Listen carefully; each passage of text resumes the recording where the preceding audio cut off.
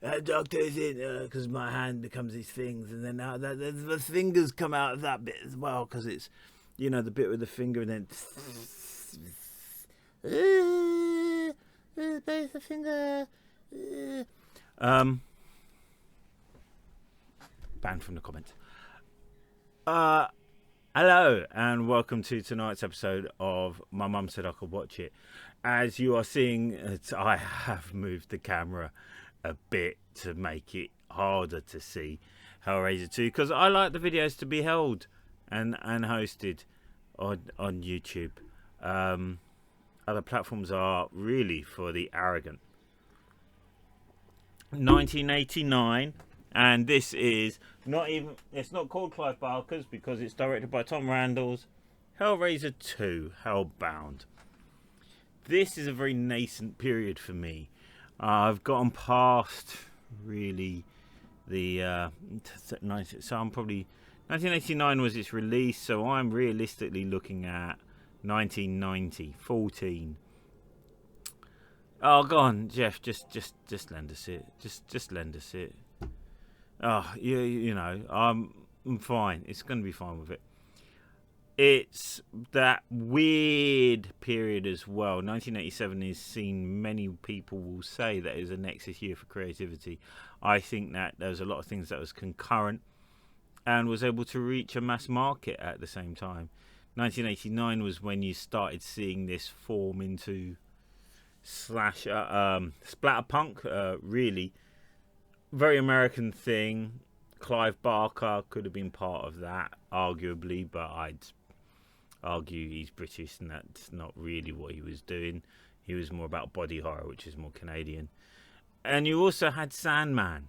So this is the point where 14-year-old Rob was obviously wandering around in a big trench coat in July, wondering why he smelled and girls didn't like him. No, that's obviously not what was happening. They were all just intimidated by my amazing lyrical intensity, wry wit, and knowledge of Sandman. Issue 8 was good, but that does place Hellraiser 2 in this proto-gothic punk world, which would then become fully formed for me as a 16-year-old by sitting around running games of Vampire the Masquerade, thus ensuring no one would speak to me for the next 20 years. Not bitter. It's a story that I don't think really needs much telling. This is much more yellow surrealistic piece. This is not the haunted house. We are going into Dante's Inferno, but it is in such a nonsensical way. The reason why I say this is that it is less than the sum of its parts. There's every moment in it should work, yet it is so disjointed. You're trying to sell this story about Leviathan, the god of order, in his geometric shapes, yet it's so spurious. It's absolutely so spurious. I think the dislocation as well, watching it again, really watching it rather than just looking for the effects, is that firstly you've retconned it so that this house was somewhere in America. Secondly, I realised how much of the screen time was taken up with flashbacks of the first film. That didn't really hit me until now. We live in a world where, you're expected to have seen 5 films before you see the new film, and homework is issued just as a matter of course for the franchise. And if you don't hang around for the post-credit sequence, you're obviously some sort of monster. The crux of this story is there is a psychiatrist who is aware of these beings, who is aware of the Lamont configuration, but never really had the gumption to use it himself. He's able to find a mattress, which Julia was part of, and summon her back to Earth, much in the same way that Frank was summoned by happenstance.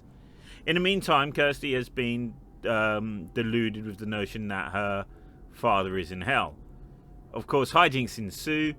Everyone ends up in hell, including Tiffany, who is a puzzle strategist. able to do all the Sudokus in a moment. She does stick out very well. At first you think it's going to be the initial moppet of everything, but at least she does say something about 40 minutes in. She says, shit. But the Cenobites and Leviathan itself, you know what? It's gorgeous. I've got to say that. Firstly, it's gorgeous. It's an absolutely gorgeous visual world that they inhabit. You have taken the effects up to a tremendous lot, but it's at the sacrifice of plot. Let's just look at Chenard's story. He has already a number of the Lamont configurations, numbers of these boxes, allowing for the franchise to really take off. He has been able to summon back Julia.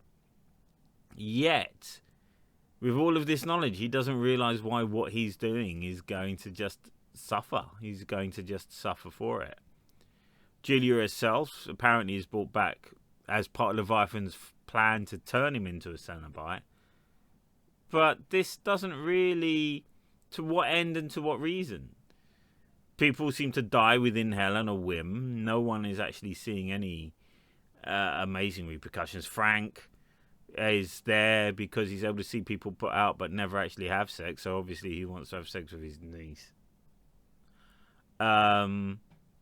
Who's able to banish him just by doing a bit of carpet cleaning. I mean, that doesn't really work for me.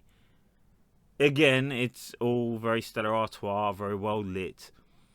And the idea that the Cenobites had actually forgotten that their own humorous past really comes to the fore. Dr. Chenard, once he becomes a Cenobite, there are motifs there and there is themes. I feel that I'll be very lenient and say that the Dr. Chenard character is this knowing postmodern figure who looks at the universal monsters of the OGC, original generation Cenobites, and sees them as outdated and antiquated, because he's going out there and he's just slashing people and cutting people each time with a quip of the doctor is in, this appointment is necessary, we need to make an incision. He is very much the Freddy Krueger era. This is franchise horror villain. This is Rye. This is Lecce. This is Cackle.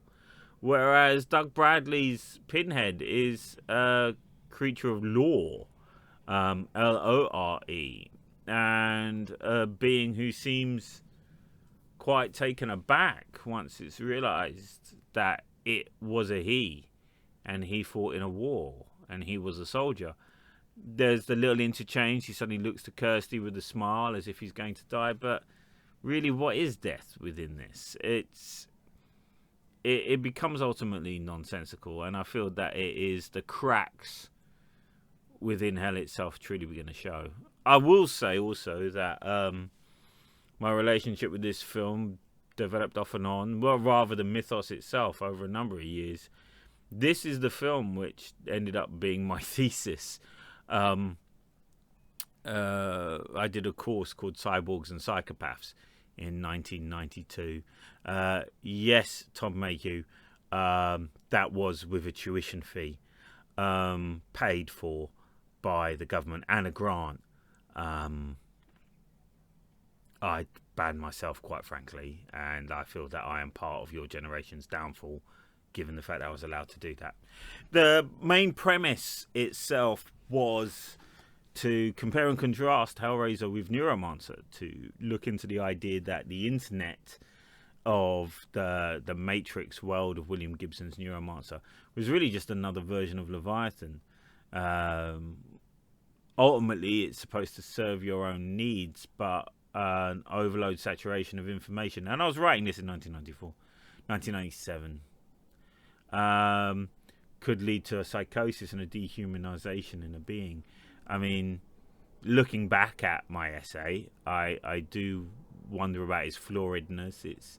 It's wonder at the idea of the engineer, as Pinhead is originally called in the novel.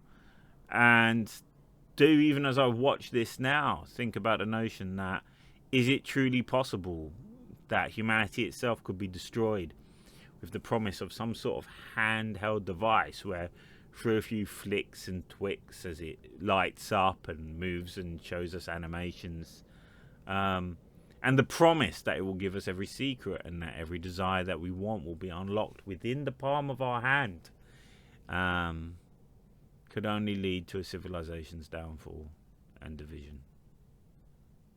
So on that note, I'm really looking forward to Hellraiser 3, where it turns out Doug Bradley's military man had a rather saucy granddaughter, which is good.